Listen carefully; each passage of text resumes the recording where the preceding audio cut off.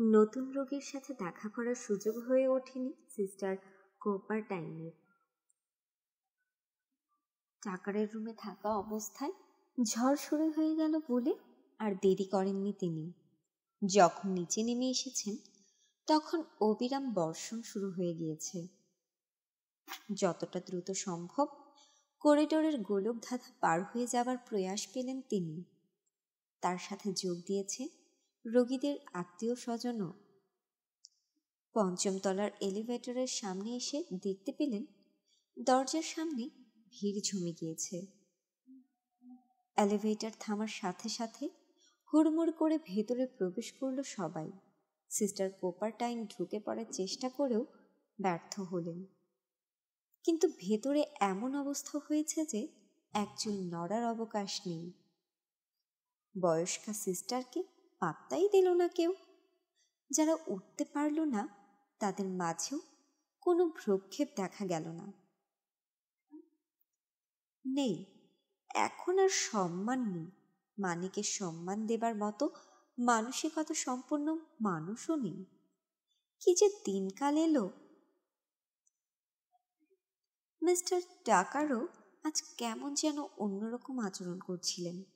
একসাথে প্রার্থনা করার আহ্বানে কান তো দেননি, উল্টো বাজে সব গালাগাল দিতে বসেছেন। অবশ্য মানসিকভাবে অসুস্থ মানুষের কাছ থেকে এমন আচরণ পেলে তাতে অবাক হবার কিছু নেই। যেখানে সিস্টার বারবারা সুস্থ স্বাভাবিক মানুষ হয়ে তাকে অসম্মান করেছে, সেখানে অসুস্থ মিস্টার টাকারের আচরণ তো কিছুই না।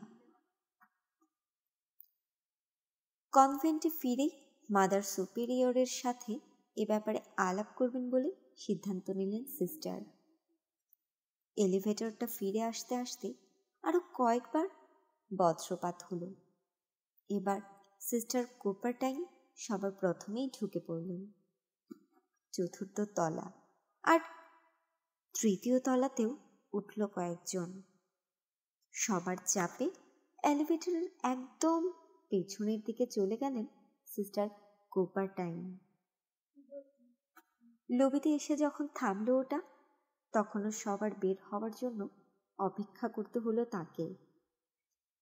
এলিভেটর থেকে নেমে চারপাশে একবার নজর বুলালেন তিনি। রিসেপশন এলাকা প্রায় জনশূন্য।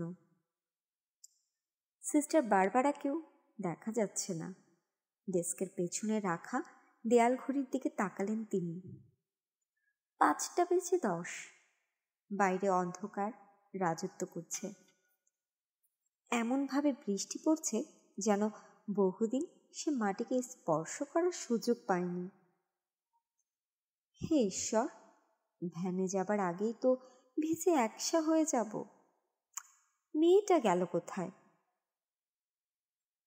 ডেস্কের কাছে গিয়ে দাঁড়ালেন তিনি। সাথে সাথে চোখ তুলে চাইল রিসেপশনিস্ট মেয়েটা। আমি কিভাবে আপনাদের সহায়তা করতে পারি? কোনো ক্রমে হাসলেন সিস্টার কোপারটাইন। আমি আসলে সিস্টার বারবারাকে। বজ্রপাতের শব্দে ঢাকা পড়ে গেল সিস্টারের প্রশ্ন আর রিসেপশনিস্টের জবাবের অংশ বিশেষ। 1 মিনিট আগেই বেরোতে দেখলাম। বের হয়ে গিয়েছে? আপনি নিশ্চিত? জি সিস্টার। চিন্তিত মনে হলো মেয়েটাকে। কেন, কোনো অসুবিধে? না না, অনেক ধন্যবাদ। শুধু শুধু মেয়েটাকে দুশ্চিন্তায় ফেলে দেবার কোনো মানে হয় না। কিন্তু অসুবিধা তো আছেই। এমনভাবে আদেশ অমান্য করার সাহস সিস্টার বারবারা পেল কোথায়? রাত পোহাবার আগেই মাদার সুপেরিয়র এই ঘটনার ব্যাপারে শুনতে পাবেন। অবশ্য যদি সহি সালামতে কনভেন্টে পৌঁছাতে পারেন তবেই। এমন ভয়াবহ ঝড়ের মাঝে অতটা পথ পাড়ি দিতে হবে ভাবতেই ভয় লাগছে। এক মুহূর্তের জন্য থেমে দাঁড়িয়ে দরজার কাঁচ লাগানো অংশটা দিয়ে বাইরে তাকালেন সিস্টার কোপারটাইন। ঠিক সেই মুহূর্তেই যেন ঈশ্বর পাঠিয়ে দিলেন আরেকটা বজ্রপাত। এক ঝলক আলোয় পার্কিং লটের গেটের কাছে দাঁড়িয়ে থাকা ভ্যানটা পরিষ্কার দেখা গেল। ঈশ্বরকে ধন্যবাদ, সেই সাথে মাথার ভারী কাপড়টার জন্যও ধন্যবাদ। দরজা খুলে বাইরে বের হলেন তিনি। পানির ধারা এসে তার ভারী জুতা আর দেহের পোশাক ভিজিয়ে দিল। ভ্যান পর্যন্ত অর্ধেক দূরত্ব পাড়ি দেবার আগেই দেখা গেল পানির ফোঁটা তার চশমার কাঁচ একদম ভিজিয়ে দিয়েছে। বলতে গেলে প্রায় অন্ধ তিনি এখন। কাঁচ পরিষ্কার করার জন্য চশমা খুলতেই হোঁচট খেলেন নান। তীব্র এক ঝলক ব্যথা তার মুখ দিয়ে চিৎকার বের করে আনল। ব্যথার ঝলকটা শেষ হয়ে যেতে সিস্টার কোপারটাইন বুঝতে পারলেন চোখের উপরে নেই সেই চশমা। অন্ধকারের মাঝে খুঁজে পাওয়া অসম্ভব জেনেও চেষ্টা চালালেন, কিন্তু না, মিলল না সেগুলো। ঈশ্বরের কৃপায় অবশ্য কনভেন্টে আরেক জোড়া আছে, তাই এই মুহূর্তে আর সময় নষ্ট না করে বৃষ্টির হাত থেকে বাঁচার ব্যাপারে চিন্তা করা উচিত। অন্ধের মতোই এগিয়ে গেলেন তিনি। কয় পা এগিয়েছেন বলতে পারবেন না। আচমকা একটা ইঞ্জিন চালু হবার আওয়াজ কানে এলো তার। চোখ তুলে দেখতে পেলেন ভ্যানটা এগোতে শুরু করেছে। মানে কি, সিস্টার বারবারা কি ওকে এখানেই ফেলে রেখে যেতে চায়? দাঁড়াও! আলোর উৎসের দিকে চিৎকার করতে করতে এগুলেন তিনি। ভ্যানটা দাঁড়িয়ে গেল। হাঁচড়ে পাছড়ে সিস্টার প্যাসেঞ্জার সিটে উঠে এলেন। ইঞ্জিন আবার গর্জন করতে শুরু করার সাথে সাথে কথার তুবড়ি ছুটলেন বয়স্কা নান। কোথায় ছিলে তুমি? লবিতে দেখলাম না যে। বিচার বুদ্ধি এখনো জন্মায়নি? গাড়ির কাছে যদি একা একা আসতেই হতো তাহলে তো এটা দরজার সামনে দাঁড় করিয়ে আমাকে তুলে নিতে পারতে। আমি তার সঙ্গিনীর কণ্ঠস্বর বজ্রপাতের আড়ালে তলিয়ে গেল। অবশ্য না গেলেও তেমন কিছু যেতে আসতো না, কেননা সিস্টার কোপারটাইনের কথা এখনো শেষ হয়নি। ভিজে একসা হয়ে গিয়েছি। চশমাটা যে কই পড়ল ঈশ্বর জানেন। কি আর বলবো। এই দেখে শুনে চালাও।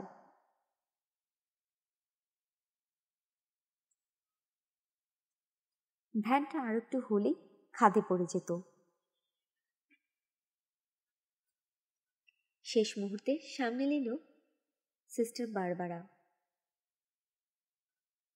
দয়া করে দেখে চালাও বলতে বলতে থেমে গেলেন বয়স্কা নান।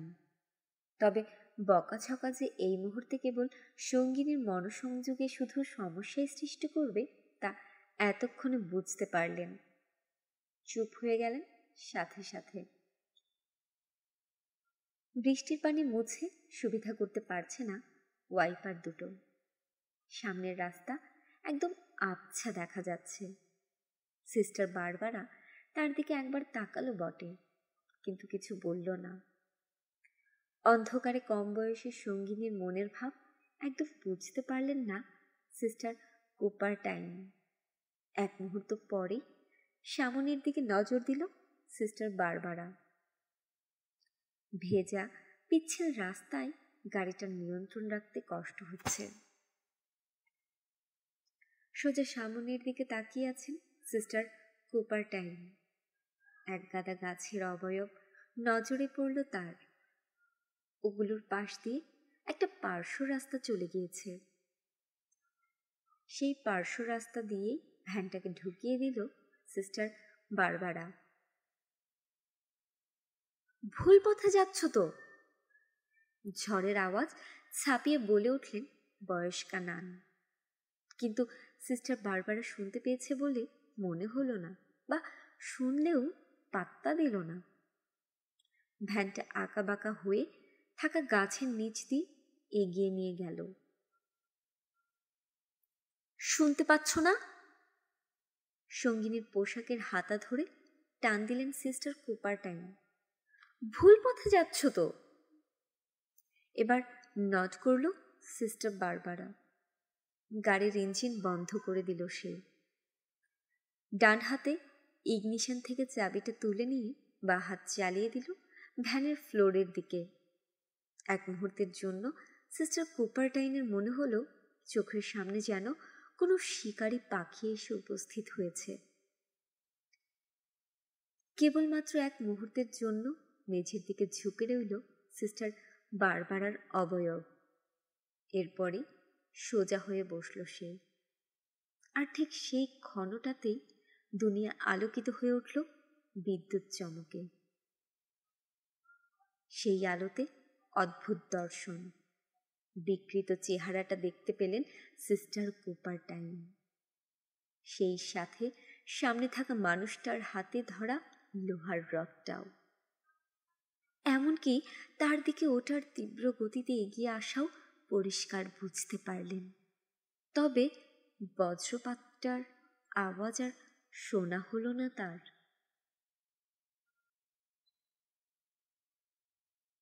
হাঁপাতে হাঁপাতে কোমর দুলিয়ে চলেছে নরমান। ভ্যানের পেছন দিকটায় অনেকটুকু ফাঁকা জায়গা। পোশাকের আবরণ সরিয়ে মৃত পাজোড়াকে খুব সহজেই ছড়িয়ে দেয়া গেছে।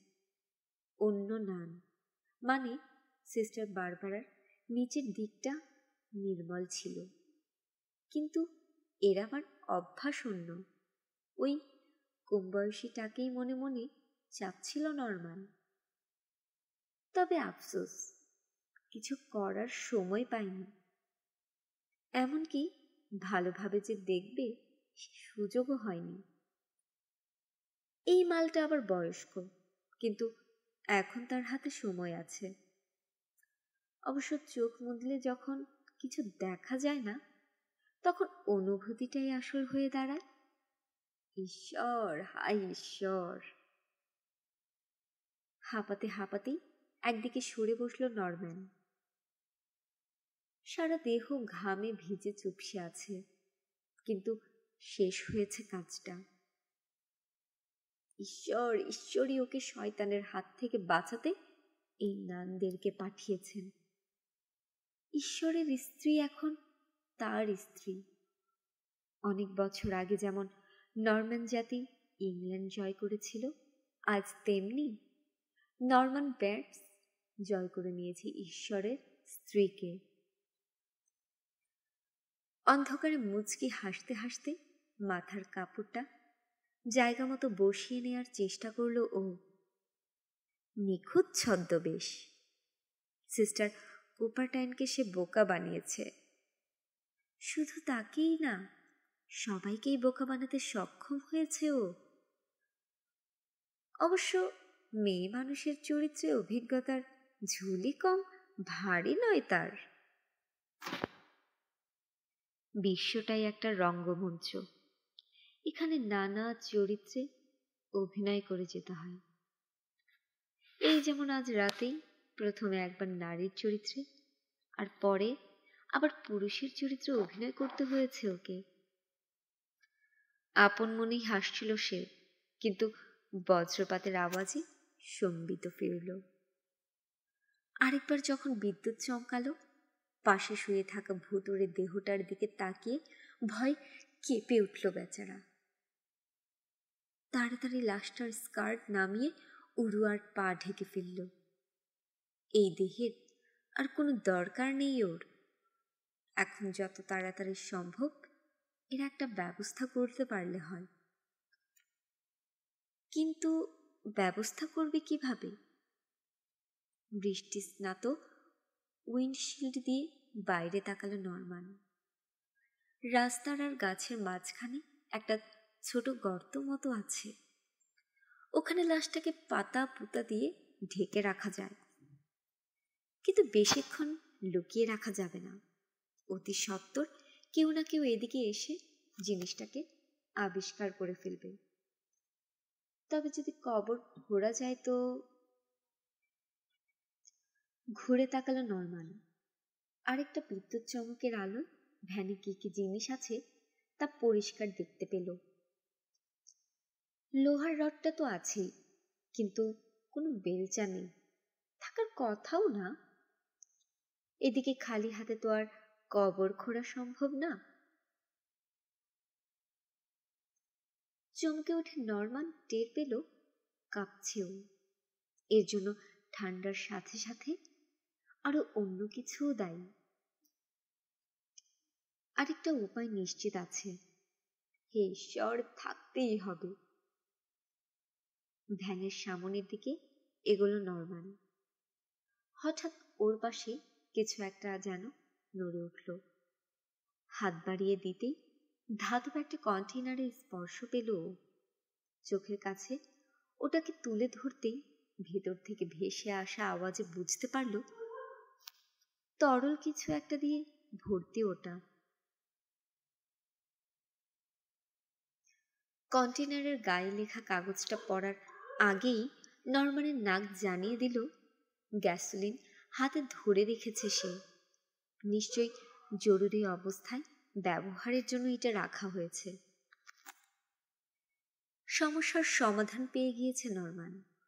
লাশটাকে পুড়িয়ে ফেলতে হবে, সেই সাথে ভ্যানটাকেও। এর চাইতে ভালো বুদ্ধি আর হয় না।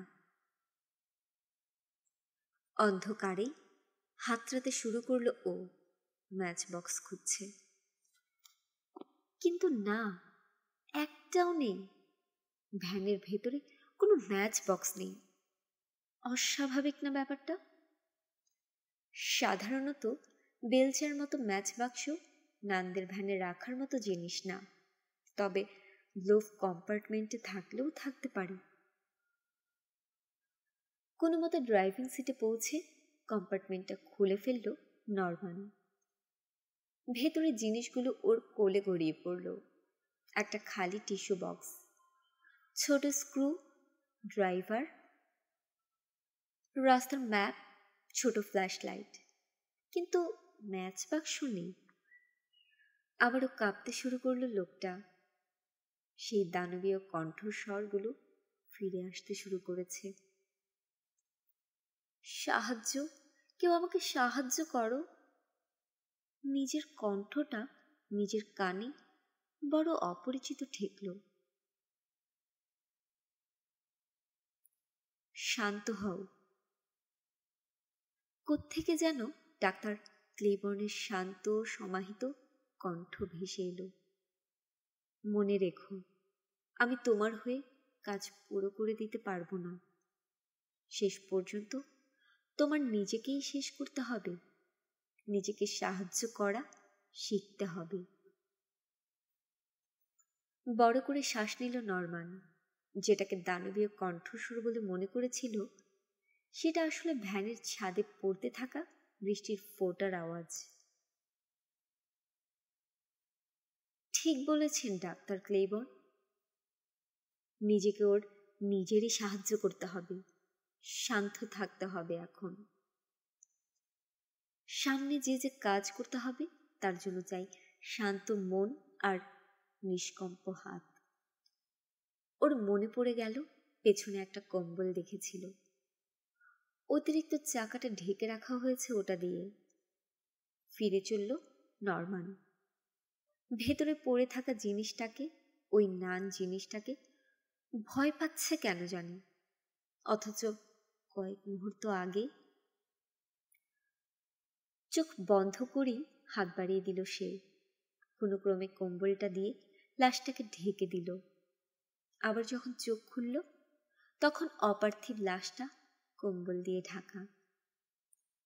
ওটার নিচে যে কি আছে তা বলে না দিলে কেউ আন্দাজি করতে পারবে না। আর যদি কেউ নাক গলাতে চায় তাহলে ড্রাইভিং সিটের পেছনে ছুঁড়ে দেওয়া লোহার রডটা আঁকড়ে ধরল নরমান। সিটে বসে জিনিসটাকে 2 পায়ের ফাঁকে ফেলে দিল। বিপদে পড়লে আত্মরক্ষা করা যাবে, তবে সাবধানে কাজ করতে পারলে সম্ভবত আর তার দরকার হবে না। এই যে হাতের কাঁপাকাঁপি থেমে গিয়েছে, এখন আবার গাড়ি চালানো যায়। এখান থেকে যত তাড়াতাড়ি সম্ভব দূরে চলে যেতে হবে ওকে। ইগনিশনের চাবি ঢোকাতেই খকখক করে কেশে উঠল যন্ত্রটা। সাবধানতার সাথে গাড়িটাকে আবার রাস্তায় ফিরিয়ে আনলো নরমান। এই ছোট একটা কাজই ওকে শান্ত করে তুলল। ভ্যানটাকে যখন নিয়ন্ত্রণ করতে পারছে, তখন নিশ্চয়ই নিজের জীবনকেও নিয়ন্ত্রণ করতে পারবে, সেই সাথে নিজের ভবিষ্যৎকেও। এখন দরকার সাবধানতার সাথে পরিকল্পনা করা। সামনে নিশ্চয়ই কোনো স্টোর বা কোনো সার্ভিস স্টেশন পড়বে, ওখানে ম্যাচ পাওয়া যাবে। তবে বাইপাস ধরে এগুলে রাস্তার পাশে ওই 2 ধরনের ব্যবসা প্রতিষ্ঠান মিলবে বলে মনে হয় না। হাইওয়েতে থাকাই ভালো। যেই ভাবা সেই কাজ। হাইওয়েতে উঠে আর একটু শান্ত হয়ে এলো সে। এই রাস্তায় দোকানপাট পাবার সম্ভাবনা বেশি। মনটা ফুরফুরে হয়ে উঠল নরমানের, কিন্তু স্টিয়ারিং হুইলের সাথে ওর হাতার ঘষা খাবার শব্দ সেই ফুরফুরে ভাবটাকে নিমিষে হাওয়া করে দিল। হাসপাতাল থেকে বেরোবার সময় এই পোশাকটা ওকে অনেক সাহায্য করেছে। কেউ দ্বিতীয়বার ফিরেও তাকায়নি, কিন্তু এখন এই পোশাকটাই ওর জন্য শাপ হয়ে দাঁড়িয়েছে। এই বেশে কোনো গ্রাম্য দোকানে প্রবেশ করা সম্ভব না।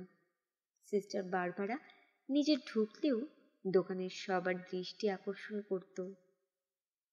আবার কোনো সার্ভিস স্টেশনে এভাবে ঢোকাও বিপজ্জনক। ঢুকলে কি হতে পারে সেই দৃশ্য খেলা করে গেল ওর মনে।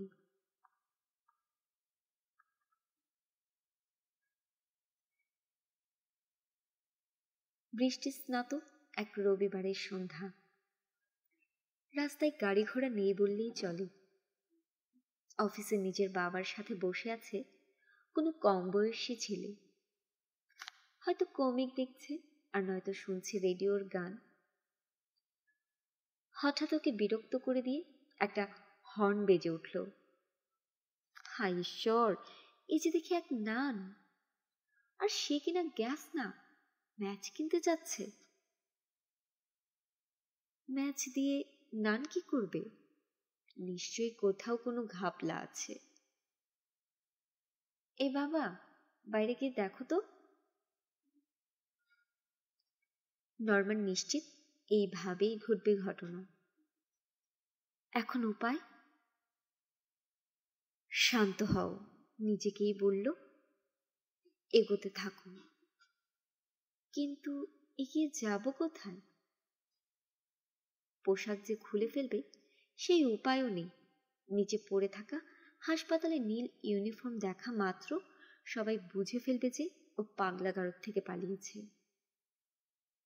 ম্যাচের চাইতে সাধারণ পোশাক এখন বেশি দরকারি হয়ে পড়েছে। এদিকে বজ্রপাত কিন্তু থেমে নেই, প্রতি মুহূর্তে যেন ওকে বিদ্রুপ করে যাচ্ছে। বজ্রপাত নাকি ঈশ্বরের কণ্ঠ? কিন্তু ঈশ্বর ওকে বিদ্রুপ করবেন কেন?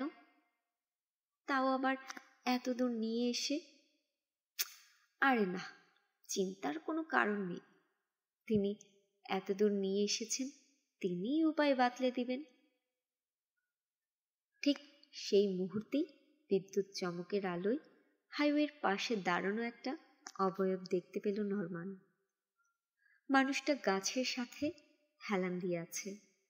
একটা কার্ডবোর্ডে রুক্ষ হাতে একটা শব্দ লিখে সেটা উঁচু করে ধরে আছে।